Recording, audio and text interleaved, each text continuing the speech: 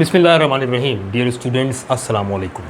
आज फिर ट्रांसलेशन की क्लास, सीएसएस के पेपर होने वाले हैं, तो जाहिर है कि सीएसएस की ट्रांसलेशन करवा रहा हूँ मैं।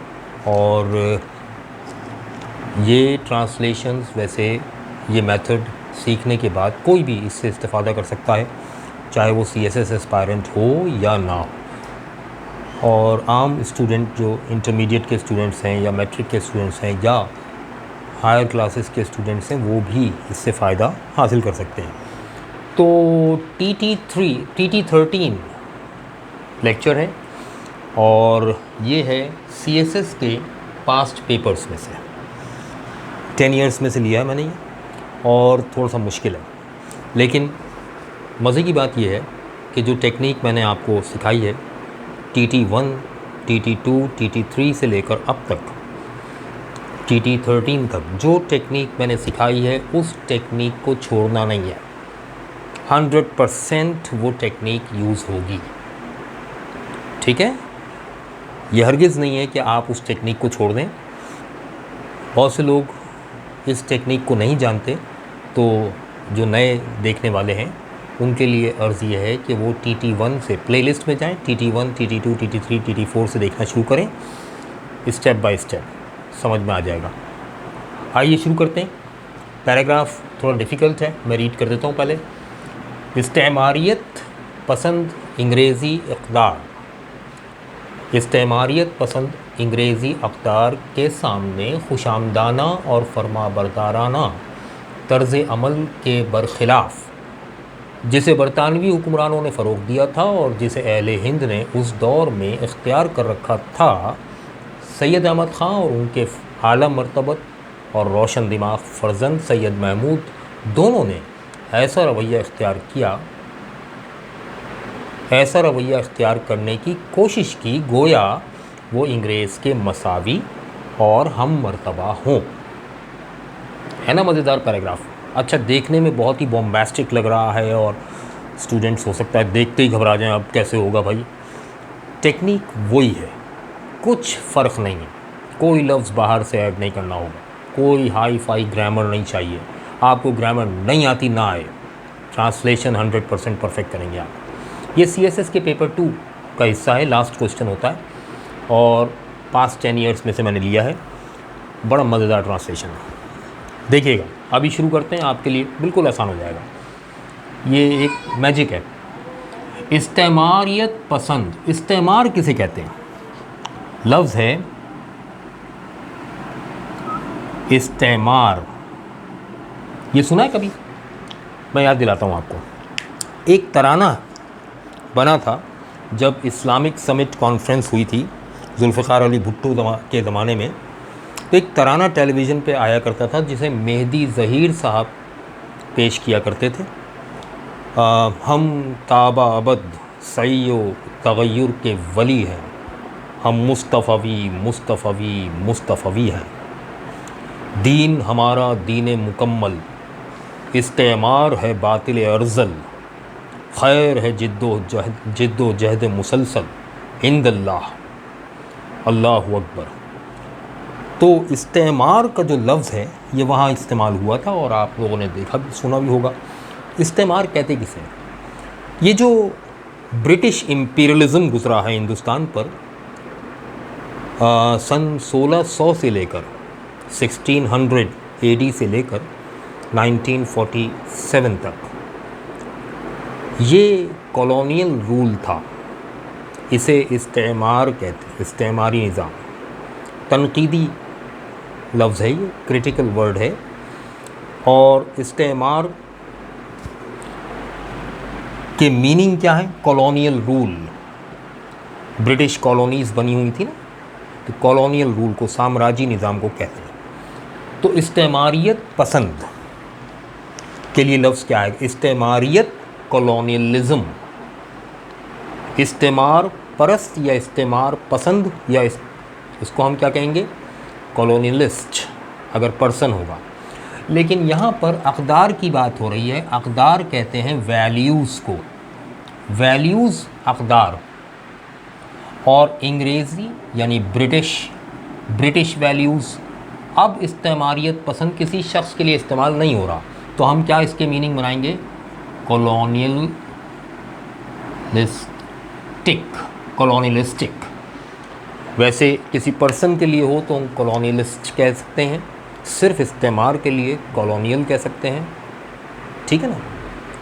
इस्तेमारियत, कॉलोनियलिज्म, इस्तेमारियत पसंद कोई शख्स हो तो कॉलोनियलिस्ट, कोई चीज़ हो तो कॉलोनियलिस्टिक, ठीक है भाई। के सामने in front of, that's very simple. खुशामदाना, खुशामद को कहते हैं, यानी बटरिंग करना है ना, मक्खन लगाना। लेकिन बटरिंग फॉर्मल वर्ड नहीं है, इनफॉर्मल वर्ड है। फॉर्मल वर्ड क्या होगा? फ्लैटरिंग। फ्लैटर कहते हैं खुशामद करने को, फ्लैटरिंग। और एंड फर्मा बरदाराना, तो फर्मा बरदार को कहते हैं ओबीडियंट, तो हम इसको फर्मा बरदाराना यानी ओबीडियंट। तर्ज़ अमल का मतलब कोई काम करने के लिए जो सोच रखी जाती है उसको तर्ज़ अमल कहते हैं। हम इसको कहेंगे एटीट्यूड, रवैये को, या इसको तर्ज़ अमल एटीट्यूड।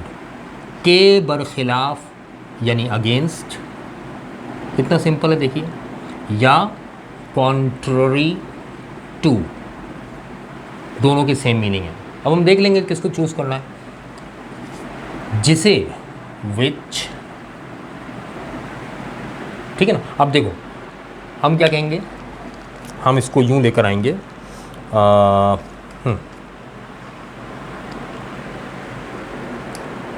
मैं मिटा देता हूँ। अगेंस्ट या कॉन्ट्ररी टू, सिर्फ रीअरेंज करना है, कोई लफ्ज़ बाहर से नहीं आएगा। Contrary to the flattering and disobedient attitude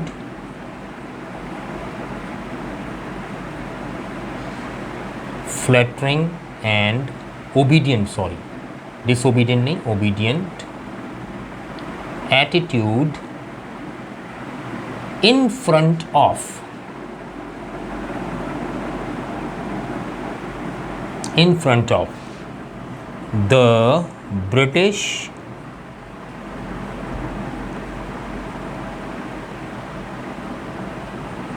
colonialistic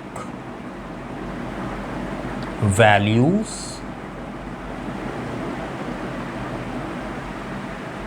ठीक है, ये आ गया। अच्छा, which, जिसे, which,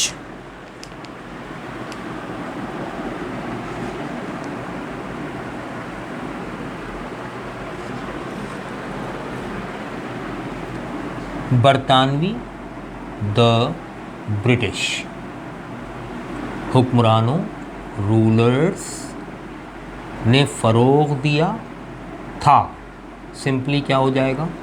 प्रोमोटेड, प्रोमोटेड, ठीक है।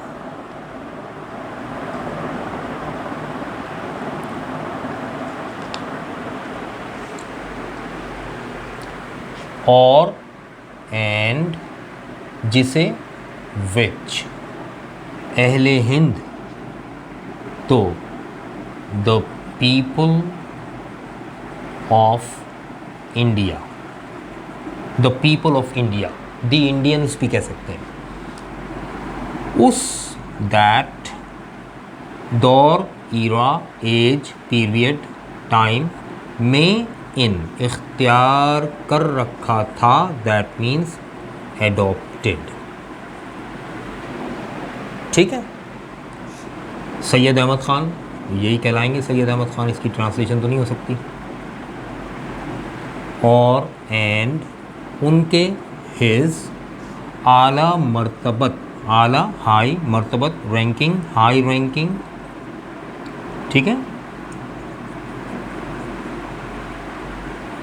Highly esteemed, high ranking. और एंड रोशन दिमाग, अच्छा कुशादा दिमाग रोशन दिमाग, रोशन ख़याल एक ही जैसे अल्फाज हैं, तो हम ब्रॉड माइंडेड या इनलाइटेंड कहेंगे। तो यहाँ इनलाइटेंड कहना ज़्यादा मुनासिब है। इनलाइटेंड के अंदर एक ही वर्ड में सारा चीज़ आ गई, रोशन दिमाग या रोशन ख़याल। फर्जंद यानी बेटा, सन, सैयद महमूद, तो ये नाम ऐसे ही आ जाएगा पूरा, ठीक है। दोनों, बोथ, ने ऐसा रवैया, ऐसा सच रवैया, attitude, behaviour, conduct best word है। अब इख्तियार करना, इख्तियार करना, ठीक है ना, तो टू एडॉप्ट, की कोशिश की, ट्राइड, तो ये हो गया ट्राइड टू एडॉप्ट। गोया, गोया का क्या मतलब है भाई? गोया, तुम मेरे पास होते हो गोया जब कोई दूसरा नहीं होता। गोया का मतलब जैसे, जस्ट लाइक, एज इफ। वो, दे, अंग्रेज, द ब्रिटिश पीपल भी कह सकते हैं आप, के मसावी, तो इक्वल और पैरेलल। मसावी वैसे पैरेलल तो नहीं होगा, कि पैरेलल तो मुतवाज़ी होगा, इक्वल टू सही रहेगा। एंड हम मर्तबा किसे कहते हैं? हम मर्तबा का मतलब होता है काउंटर पार्ट, यानी सेम पोजीशन। हो, वर, ये एज इफ के स्ट्रक्चर में वर आता है, क्योंकि हाइपोथेटिकल हो जाता है। अब देखिए, सिर्फ रीअरेंज करना है, जिसे विच कॉमा लगाकर, विच, सिर्फ रीअरेंज करना है। The British rulers promoted, the British rulers promoted and which the people of India, which the people of India, writing में थोड़ी छोटी इसीलिए लिख रहा हूँ कि कम जगह है। The people of India adopted, verb आ गया ना, एडॉप्टेड, कोई चीज़ बाहर से ऐड नहीं हो रही। उस दौर में, in that era, comma, Syed Ahmad Khan,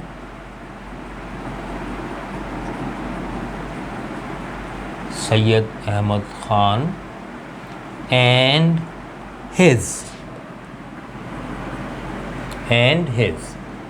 high ranking and enlightened son, high ranking and enlightened son, both। अब ये बोथ यहाँ भी आ सकता है, बोथ यहाँ भी आ सकता है, बोथ, ठीक है ना। Try to adopt, try to adopt, try to adopt, adopt के बाद है हमारे पास such a conduct, such a conduct as if they were equal to and counterpart। कोई लफ्ज़ अपने पास से ऐड नहीं करना, सारे अल्फाज वही हैं जो अभी हमने इकट्ठे किए हैं। Counter part of the British, और बात ख़त्म। लीजिए जनाब, ट्रांसलेशन हो गया, मैं रीड कर देता हूँ। अगेंस्ट और contrary to the flattering and obedient attitude in front of the British colonialistic values which the British rulers promoted, ऐसे इसको पैसिव बना सकते हैं, which were promoted by the British rulers, वो भी सही है। And which the people of India adopted, इसको यूँ भी कर सकते हैं पैसिव वॉइस में, which were adopted by the people of India in that era, both को यहाँ से यहाँ ले आया मैं, ज़्यादा अच्छा लगेगा। Both Syed Ahmad Khan and his high-ranking and enlightened son tried to adopt such a conduct as if they were equal to and counterpart of the British। ये मैं चैलेंज करके कहता हूँ, इस टेक्निक से YouTube पर किसी ने आज तक ऐसे पैराग्राफ्स, ऐसे कॉम्प्लिकेटेड पैराग्राफ्स ट्रांसलेट नहीं करवाए होंगे। तो इससे फ़ायदा उठाइए और ये टेक्निक प्रैक्टिस मैं करवाता रहूँगा, आप करते रहें और इंशाल्लाह ट्रांसलेशन का सवाल कोई स्टूडेंट गलत नहीं कर सकता अगर वो इस टेक्निक को फॉलो कर रहा है। आसान तरकीब ये है कि मेरे जो चैनल है उस चैनल को जब आप ऑन करते हैं, जब आप लिंक क्लिक करके जाते हैं वीडियो पर, तो नीचे मेरा नाम लिखा हुआ आ रहा है, English with sir Naved Naqvi. आप उस पर क्लिक करें, चैनल ओपन हो जाएगा। ऊपर लिखा होगा प्लेलिस्ट, प्लेलिस्ट ऊपर जो बार डायग्राम बार आएगा ना ऊपर, उस पर लिखा होगा प्लेलिस्ट। प्लेलिस्ट पे क्लिक करेंगे, प्लेलिस्ट खुल जाएगी, उसमें ट्रांसलेशन की प्लेलिस्ट है, उसके अंदर जाएं आप। TT1, TT2, TT3 से लेकर TT13 तक के लेक्चर्स इसमें मौजूद हैं। 1 बाय 1 फॉलो करते जाइए। सेम टेक्निक यूज़ की है मैंने, कोई अपने पास से कोई चीज़ नहीं है, सेम टेक्निक यूज़ की है। और इस टेक्निक का सबसे बड़ा फ़ायदा ये है कि आपको ग्रामर आती हो या ना आती हो, बस अल्फाज इकट्ठे करने, रीअरेंज करने, कोई एक लफ्ज़ भी बाहर से ऐड नहीं करना है। ठीक है ना, बड़ा मज़ेदार काम है और प्रैक्टिस है और word to word correct pronunciation है। ठीक है, थैंक यू वेरी मच। दुआ में याद रखें, ईद आ रही है और पेशगी ईद मुबारक आप सबको। शाद रहें, आबाद रहें।